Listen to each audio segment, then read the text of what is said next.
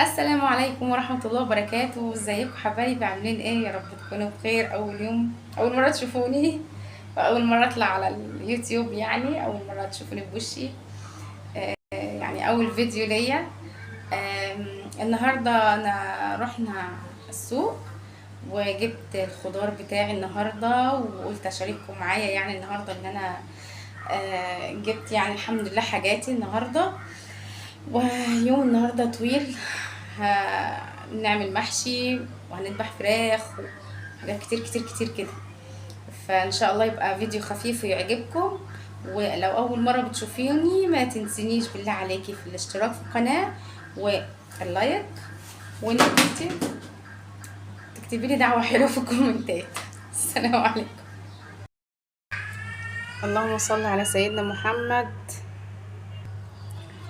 اللهم صل على سيدنا محمد. بصوا يا بنات، العنب ده عندنا النهاردة كان ب25 جنيه. ده كان ب25 جنيه.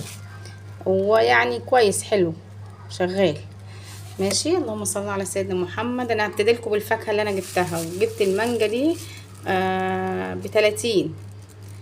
المانجا دي ب30 جنيه. المانجا دي ب30 جنيه ماشي. وجبت التفاح ده على قده، يعني بصوا على قده شويه وصغنطوط كده في نفسه اهو. كل واحد بيجيب اللي على قده يا جماعه، وعلى قده ظروفه يعني ماشي. ده كان اللهم صل على سيدنا محمد ب20 جنيه. جبت كيلو ونص. والمانجا جايبه كيلو ونص. والعنب ده جايبه كيلو واحد بس ماشي. وجبت البطيخه دي ب25، او 25 ماشي. اللهم صل على سيدنا محمد. وجبت الذره ده عشان نبقى نشوي ان شاء الله كده مع بعض على السطح يعني، وكده ببطه يشوه لنا على الكانون بقى اللي فوق ده اللي بقى له فتره ما اشتغلش ماشي. دي كده الفاكهه اللي انا جبتها النهارده: بطيخ، تفاح، ومانجا، وعنب. اللهم لك الحمد يا رب. نخش بقى على الخضار ماشي. جايبه نص كيلو ليمون. استنوا كده، اللهم صل على النبي. الذره ده الواحد ب5. ده الواحد ب5 ماشي. جبت 6 ب30. جبت ال6 ب30.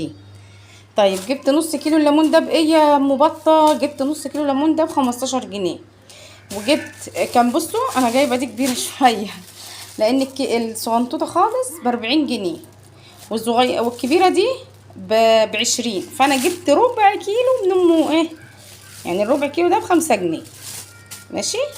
وجبت اللهم صل على النبي الكوسه دي بكام؟ ب12 جنيه. جبت نص كيلو برضو ب6 جنيه ماشي. كل واحد بيجيب اللي على قده، يعني انا بجيب الطبخه الواحده بس في الاسبوع ماشي. ولو عوزت بنزل اجيب لان الخضاريه تحت البيت هنا.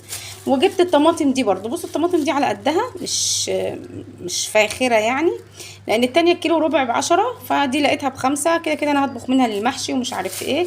فجبت من دي 2 كيلو ب10 جنيه. جبت من دي 2 كيلو ب10 جنيه. وده جبت نص كيلو جزر ماشي ب7 جنيه. والبطاطس دي اللهم صل على النبي برضو على قدها خالص خالص خالص يعني. الكيلو منها ب5. التانية كانت ب10. دي لقيت منها ب5. كده كده بجيب على القد يعني، ولو عوزت بجيب تاني. والفلفل ده ب10 يا جماعة. الفلفل ده هو كده ب10 جنيه ماشي. اللهم صل على النبي. وفي هنا برضو فلفل بس للمحشي. وبتنجان، البتنجان ب10 والفلفل ب10. جبت نص فلفل ونص بتنجان. نص فلفل ونص بتنجان من اللي هو ده اهو، عشان احشي المحشي ماشي. وجبت الكرنبايه دي ب اللهم صل على سيدنا محمد ب20. الكبيره خالص يعني، هي دي وسط. دي وسط. جبت ديت وسط ب20 جنيه، انما الكبير منها كان فيه ب30 و35. وانا مش يعني المحشي ما بيبقى كتير قوي بيبقى مش لذيذ. وجبت نص كيلو الملوخية ده ب10. والخضرة بقى، خضرة المحشي بقى وايه تاني، اللهم صل على النبي. وربطة الجرجير الاتنين ب5. الاتنين ب5 جنيه اهم ماشي. دول الاتنين اهم. ودي بقى الخضرة: شبت وبقدونس وكزبرة للمحشي. وجبت العيش النهارده. يلا اللهم صل على سيدنا محمد. صلوا على النبي يا جماعه. وبالله عليكي بالله عليكي لو انتي اول مره بتشوفي قناتي ما تنسيش ان انتي تشتركي في القناه وتفعلي الجرس وتديني كده لايك محترم زيك كده، وتدعي لي دعوه حلوه بالله عليكي في الكومنتات تحت. ربنا يجازيكم عني كل خير. يلا بقى ايه، هلم الليله دي واحط اللي عايز يتحط في التلاجة. وجبت ازازه اللبن دي، صح، ازازه بقري 2.5 ب50، 2 كيلو ونص ب50 جنيه. اللهم صل على سيدنا محمد وعلى اله وصحبه اجمعين. هحط بقى الحاجه دي في التلاجة ونشوف بقى احنا هنعمل ايه تاني مع بعض. وزي ما شفتوا بقى كده يا بنات البطيخة دي انا كنت جايباها بحوالي 25 جنيه.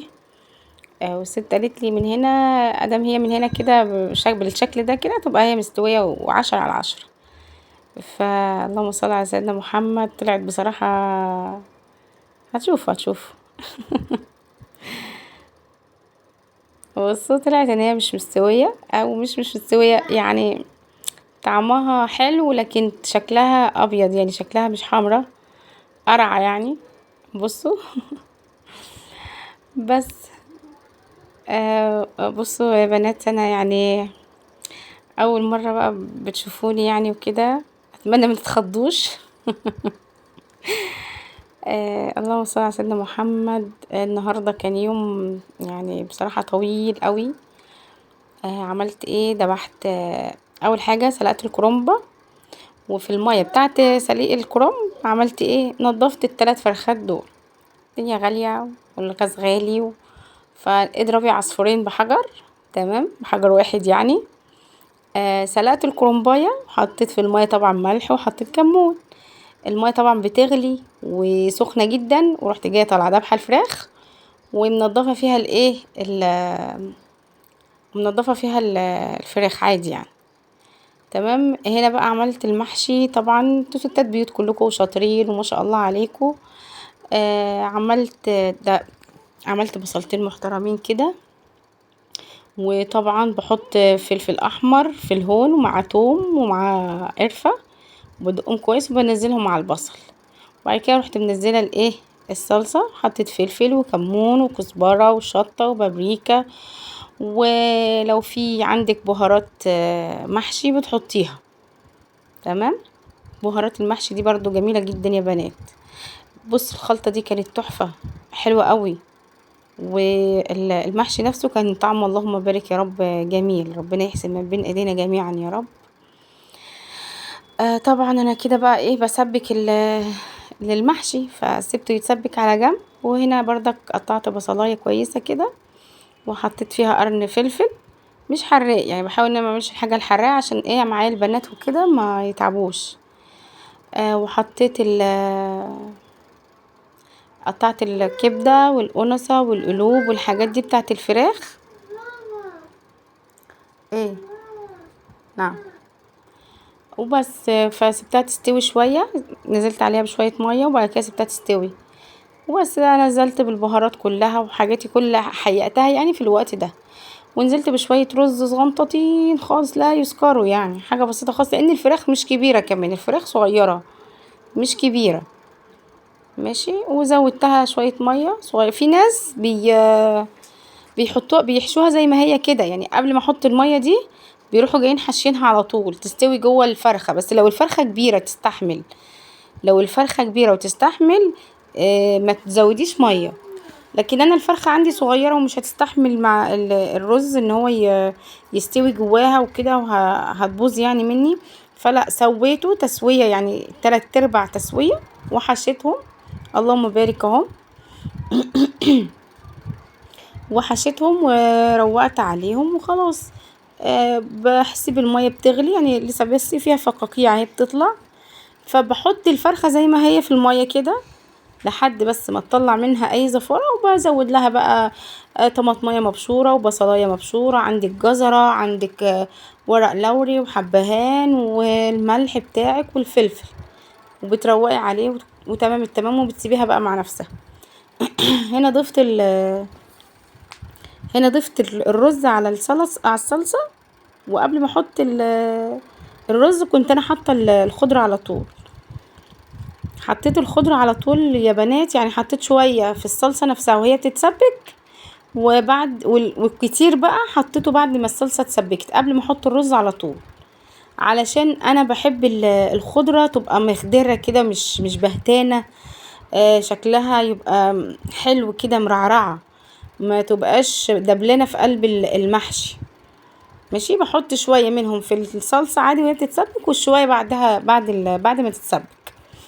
طبعا هنا بقى ايه، انا بحشي المحشي اللي هو السهل بالنسبة لي الاول، سواء فلفل، كوسة، بتاع ده هو فلفل، كوسة، بتنجان، الحاجات اللي هي الكبيرة اللي هي سهلة عليا بحشيها على طول.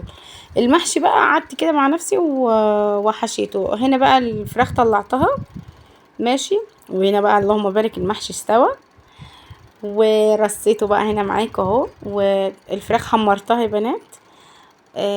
المحشي اهو اسمه ايه، اللهم صل على سيدنا محمد، لسان العصفور والفراخ، وربنا يحسن ما بين ايدينا جميعا يا رب. السلام عليكم ورحمة الله.